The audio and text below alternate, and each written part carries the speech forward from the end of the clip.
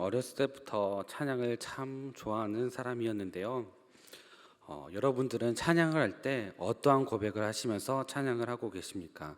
찬양의 멜로디와 템포가 즐겁기 때문에 그 분위기에 젖어들면서 찬양을 하고 있는 건지 돌이켜 봐야 됩니다.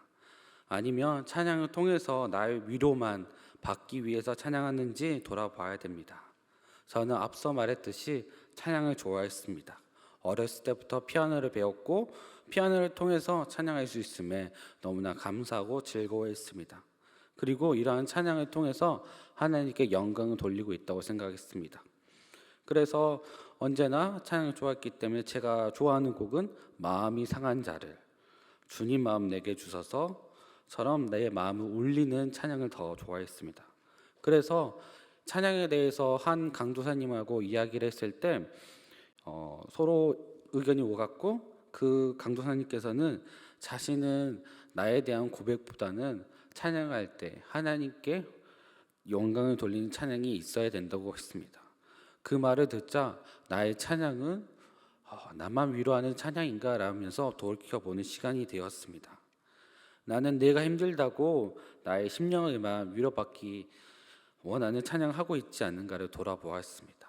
그리고 정말로 하나님을 찬양하기 원하는데 어떻게 찬양을 해야 될지, 그리고 찬양의 이유가 무엇인지에 대해서 다시 한번 묵상해 보기 시작했습니다.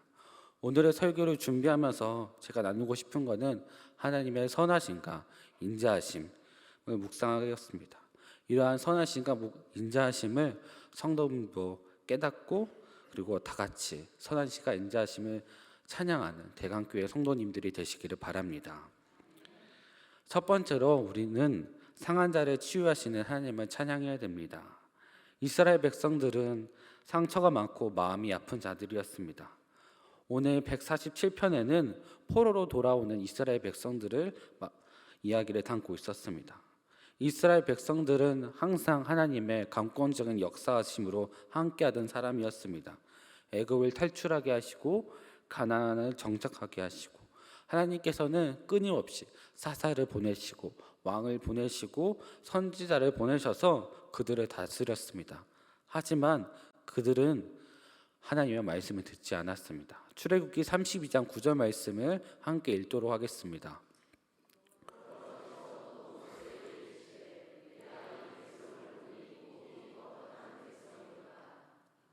아멘.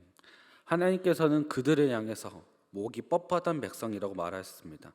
하나님을 멀리하고 자신 멋대로 살아가는 목이 뻣뻣한 백성, 겸손하지 않는 백성을 말하였습니다. 이런 백성들을 향해서 하나님께서는 특단의 조치를 하셨습니다. 그들의 터전을 부수시고 바벨론을 끌고 가셨던 것입니다. 그리고 긴 세월 동안 하나님의 이끄심이 있다고 하였지만 70년 동안 그들의 마음은 얼마나 무너졌을까요? 자신을 이스라엘이라고 당당히 외칠 수가 없었고 그들의 성벽과 성전은 무너졌습니다. 그렇지만 하나님께서는 다시 그들을 바벨론에서 이스라엘로 돌아오게 하셨습니다. 시편 147편 2절에 함께 읽어볼까요? 여호와께서 예루살렘을 세우시며 이스라엘 흩은 자를 모으시며 하나님께서는 다시 회복해 주셨습니다. 흩어진 자를 모으셨습니다. 무너져 버린 성벽처럼 너무나도 연약하고 아파하던 그들이었습니다. 하지만 하나님께서는 다시 회복하시겠다, 잃어버렸던 것을 다시 찾아주시겠다고 말을 하셨습니다. 에스겔 3장 34장 16절 말씀 함께 읽어보도록 하겠습니다. 그 잃어버리는 자를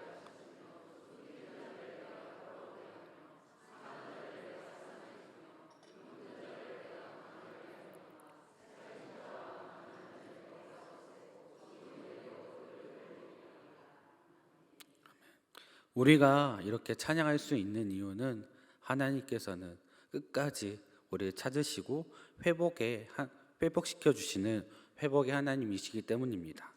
우리가 죄로 인해서 멀리 갔지만 하나님께서는 끝까지 우리를 찾아오십니다.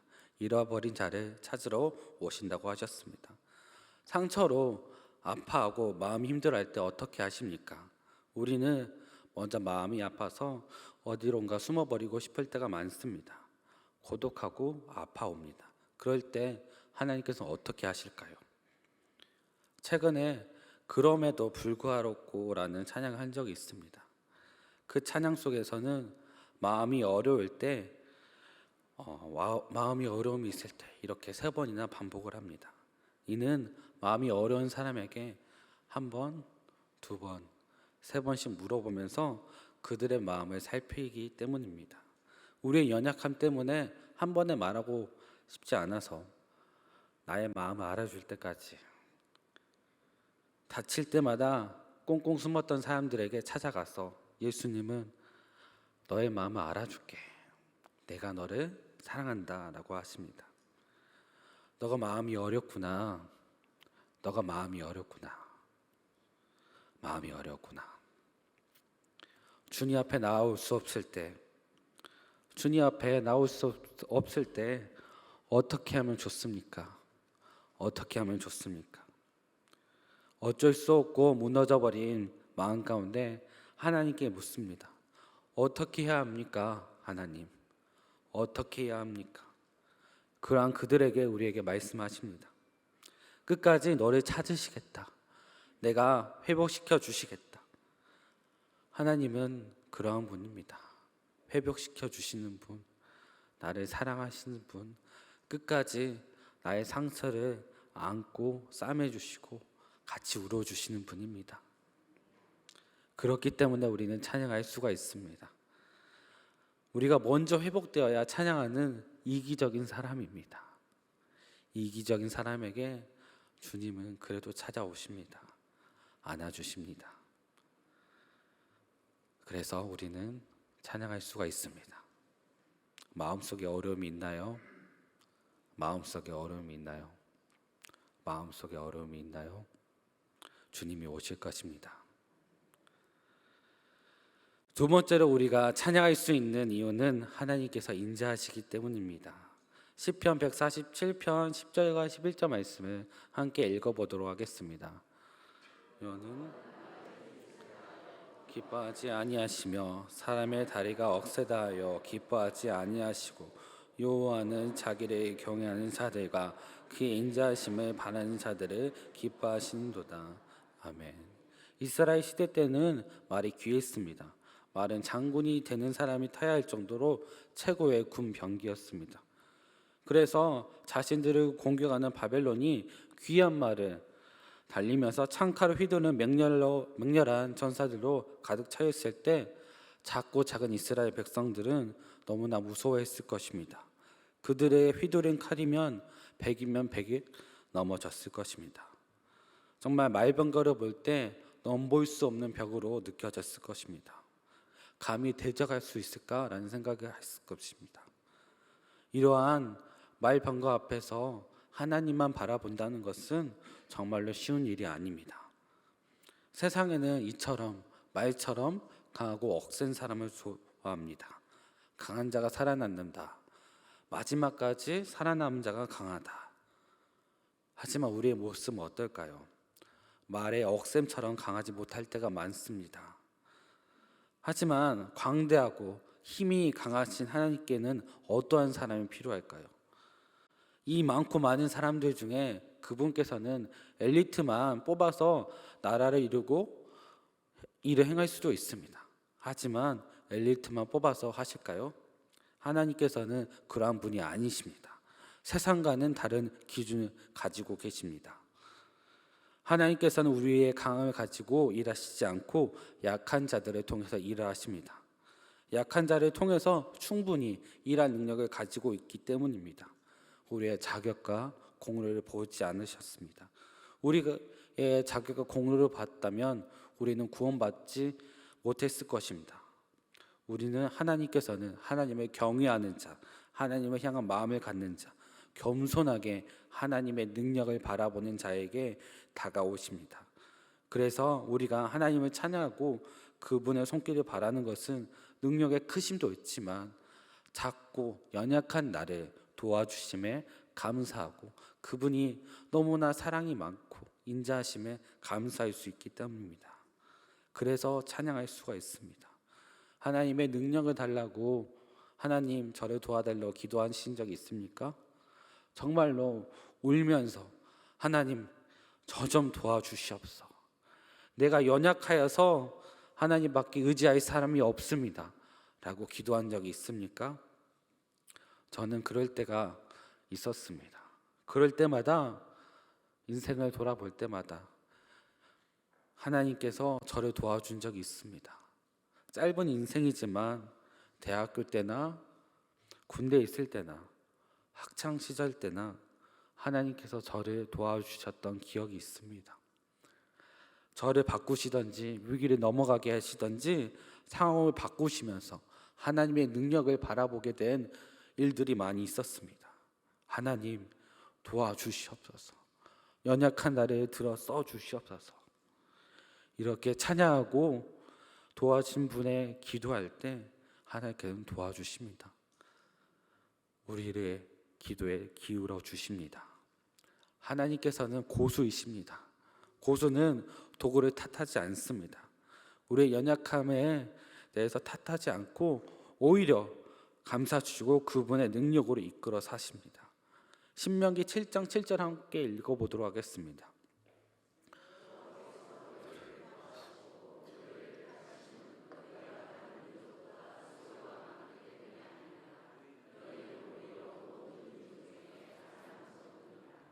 아멘. 자주 들어도 언제나 들어도 위로가 되는 말씀입니다. 이스라엘 왜 택함을 받았습니까? 가장 작고 작은 민족이었기 때문입니다. 작고 작은 민족이지만 그들을 통해서 하나님의 능력이 만천하에 드러났습니다. 나의 작고 낮음을 자랑할 수 있어야 됩니다. 내가 작고 연약해서 하나님께서 쓰셨다. 내가 너무 연약해서 하나님이 드러나셨다가 우리의 고백이 되어야 됩니다. 하나님께서는 이렇게 작고 겸손한 자에게 오신다는 것을 여러분도 아시고 기도하시길 바랍니다. 세 번째로 우리는 하나님께 우리의 미래를 책임지시기 때문에 우리는 찬양할 수가 있습니다. 하나님께서는 하나님을 경외하고 그의 인자하심을 바라는 자들에게 미래까지 책임져 주시겠다고 하셨습니다. 이스라엘 백성들이 바벨론 포로로 돌아왔을 때 그들이 가지고 있었던 희망이 없었습니다. 바벨론에서 금방 돌아올 줄 알았는데 70년이나 기다리고 있었습니다. 그들이 가지고 있던 자존감, 자존심 모두 없어지고 정말 희망이라는 것은 그냥 고향에 돌아왔다는 자그마한 사실뿐이었을 것입니다. 그들을 치시고 하나님께서는 그들이 겸손해질 때까지 기다리셨습니다. 그리고 그들을 회복하고 돌이키셨습니다. 하나님께서는 겸손하게 기도하는 자의 기도를 들어주신다고 하셨습니다. 열왕기 항상 8장 35절 36절에 한번 같이 읽어보도록 하겠습니다. 만일 그들이 주께 범죄함으로 말미암아 하늘이 닫히고 비가 없어서 주께 벌을 받을 때 이곳을 향하여 기도하며 주의 이름을 찬양하고 그들의 죄에서 떠나거든 주는 하늘에서 들으사 주의 종들과 주의 백성 이스라엘 죄를 사하시고 그들이 마땅히 행할 선한 길을 가르쳐 주시오며 주의 백성에게 기업으로 주신 주의 땅에 비를 내리시옵소서. 아멘. 이어서 시편 147편 8절 9절 말씀을 읽도록 하겠습니다. 그가 구름으로 하늘을 덮으시며 땅을 위하여 비를 준비하시며 산에 풀이 자라게 하시며 들짐승과 오는 까마귀 새끼에게 먹을 것을 주시는도다. 아멘. 열왕기 왕상에 약속했습니다. 하나님께 기도하는 자에게 그들에게 하나님의 은혜의 비를 내릴 것이라고. 오늘의 본문의 말씀은 그들이 이스라엘로 돌아와서 그가 하늘로 덮으시며 비를 내신다고 하십니다. 비를 준비하시고 그들의 땅에 풀을 자라게 하셨습니다. 바벨론 포로로 넘어가서 정말 힘들게 살아가고 이스라엘 황폐한 땅으로 왔을 때 하나님께서는 그들에게 은혜의 비를 내리시겠다고 하셨습니다. 다시 회복하고 너를 번영케 하리라. 내가 너의 미래를 책임져 주리라고 하셨습니다. 하나님께서는 그것 가운데 복에 복을 더할 거라고 우리에게 회복해 주셨습니다. 이처럼 하나님을 찬양할 때 일어나는 일입니다. 정말 놀랍고 찬양을 할 수밖에 없지 않습니까? 그렇다면 우리는 어떻게 찬양해야 될까요? 우리는 그의 만물의 지으심을 보고 먼저 찬양을 해야 됩니다. 제가 어렸을 때 한 중학생 때 가장 기억이 남는 숙제가 있는데 도덕 시간에 감사의 감사의 제목 100가지를 써오라고 했습니다. 네, 100가지. 엄청나죠. 네. 중학생 때 저는 자신만만했습니다. 100가지 금방 하지 하면서 처음부터 갔는데 만만하지가 않더라고요. 30까지 가니까 제가 있던 감사의 기도 제목이 다 떨어졌습니다. 아이고 어떡하지 숙제인데 하면서 진짜 별것도 아닌 것까지 다 감사하게 되더라고요. 태양이 있음에 감사, 바다가 있음에 감사, 내가 놀러 갈 수 있음에 감사 하면서 100가지를 채우게 됐습니다. 이처럼 우리가 감사가 힘든 거는 감정이입, 내가 마음을 다해 하지 못하기 때문입니다. 훈련이 되지 않아서입니다. 하지만 우리의 기도 제목, 부동산이 올랐거나 시험에 합격했거나 아니면 사업이 잘못될 때 주여 아버지 감사합니다 라고 하지 않습니까? 이러한 정말 할 수 있는 것만 하지 말고 정말 다른 것에도 감사합시다. 권태로움에 벗어나서 작은 것부터 끝까지 감사하는 우리 성도님들이 되었으면 좋겠습니다. 그래서 시편의 기자들은 이 모든 존재에 대해서 의미를 부여하고 하나님께 감사하였습니다. 하나님이 지으신 모든 만물을 보면서 감사하였습니다. 모든 만물을 보면 경이로움이 보입니다. 그리고 그 자연으로부터 하나님의 능력을 보며 감탄하게 됩니다. 그래서 우리는 작은 것부터 감사하도록 합시다. 내가 좋아하는 것부터 감사하지 말고 하나님이 지은 작은 것부터, 여기 앞에 있는 꽃들부터 감사하도록 하겠습니다. 그러한 하나님 보면서 이제 찬양하도록 합시다. 시편 147편의 1절에 함께 읽어보도록 하겠습니다. 할렐루야, 우리 하나님을 찬양의 일이 선하며 찬송하는 일이 아름답고 마땅하도다.